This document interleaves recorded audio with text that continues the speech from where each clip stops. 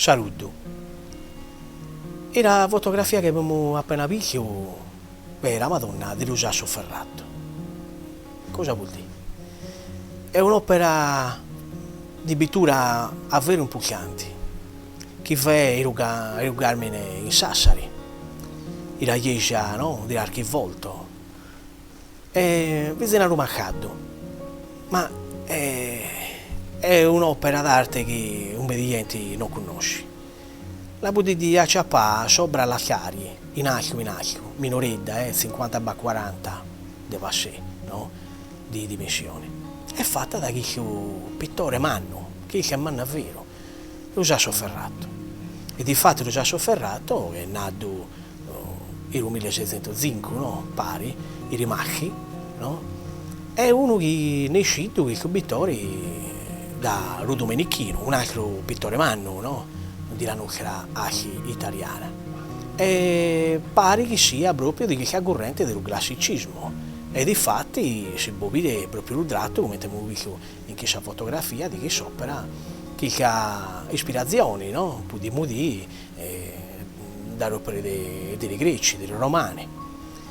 Questo quadro pare che in Sassari sia aggiunto nel 1803, quando hanno fatto, diciamo, Solinas, un signore Solinas, che ha fatto Biccamo a Nuoro, però era i Carmelitani.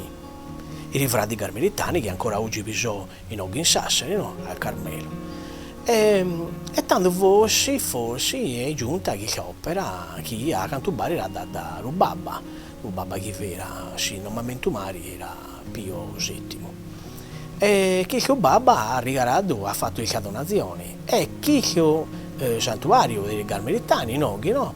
Ha pigliato, è diventato famoso un bel, pure questo quadro.